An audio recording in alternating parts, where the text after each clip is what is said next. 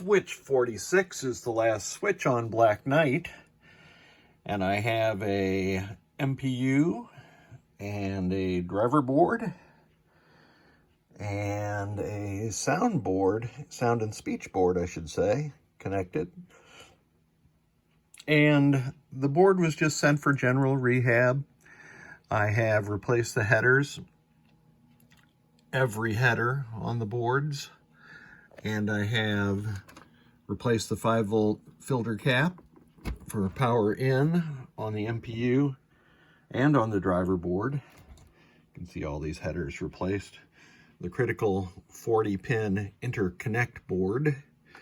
I have added a super cap just because the price of NVRAM has, for 5101, has gone up so far. I did socket the 5101 so that the client can easily install NVRAM if they'd like to. And I've added a blanking indication and a label of what that blanking indicator means. So the board is booted. Let me reboot it. You can see it booted up normally. Actually, let me show you what a System 7 looks like when it boots.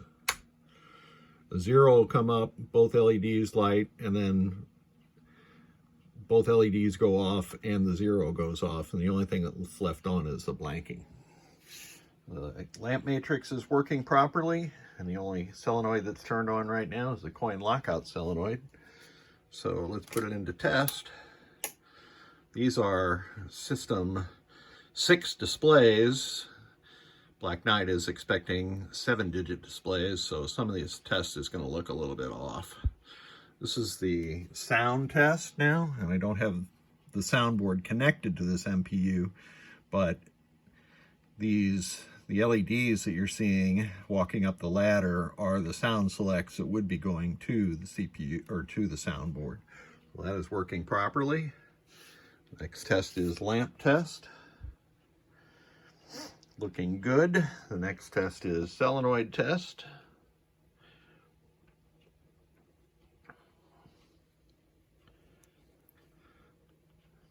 Eight.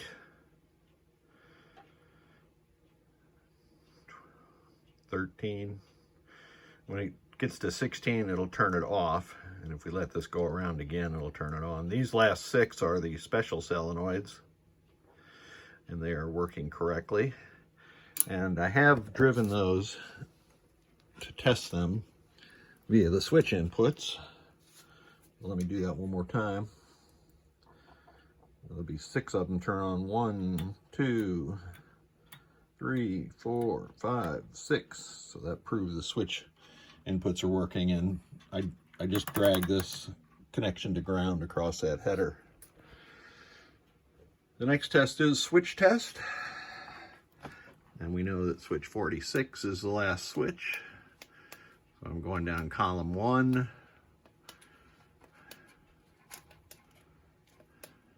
And we're going to go across row 8, I guess it is. And then I'll go up to 46. And that's the last switch that gets reported by this game. Now we're into audits. And let me see if I can set it to free play, if I remember right.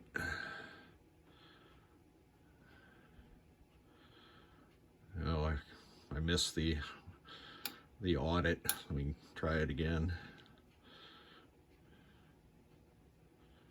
Yeah, that's it. Now I gotta find the credit button. Switch 3. I'm gonna advance this to 0. Which puts a System 3 through 7 game on free play. And then scroll through the rest, it'll reboot. And when this board set gets back to the client, the super cap will have retained the settings in the 5101, and it should be on free play. So thank you so much for sending it. Oh, let me test the soundboard while I'm at it. So I got my little doodad tester connected.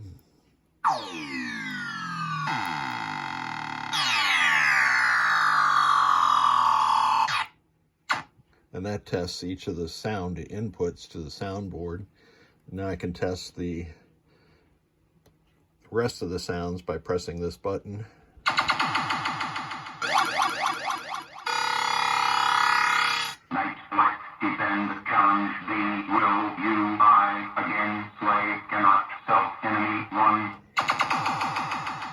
So that is the correct sound for a black night. I have recapped this board all the way around, and I have replaced all the headers on the board also. A little difficult to see. These boards have 1 microfarad capacitors in 3 places. Those are coupling capacitors. It's really not necessary to replace those, I don't think, but I do it anyway. Anyway, good to go. Thank you so much. And here we have the power supply for the Black Knight CPU and driver board. And I have replaced the headers all the way around on this board. And the rectifying diodes, those are 6A4s, and a 15,000 microfarad filter capacitor for the 5 volts. This is one of the new Easy SBC LM323K replacements. And when I tested this board initially, it was only the stock LM323K was delivering only 4.6 volts. So I put this one on. This is the older model. It's perfect for these older Williams power supplies. The newer model that has a yellow solder mask is better for Williams WPC games, but this one's perfect for this particular power supply. So let me switch it on and let's take some measurements. I have some connectors, blank connectors over these pins that prevents me from shorting the pins together. 5.09 on the 5 volts now, so that's good. Here's the 12 volts, 12.27, that's good. There's another 5 volt reading, so this power supply is good to go now. I shouldn't be doing this, but I'm measuring the coil voltage, and that's good to go also. So now the whole set, power supply, MPU driver, and soundboards are good to go.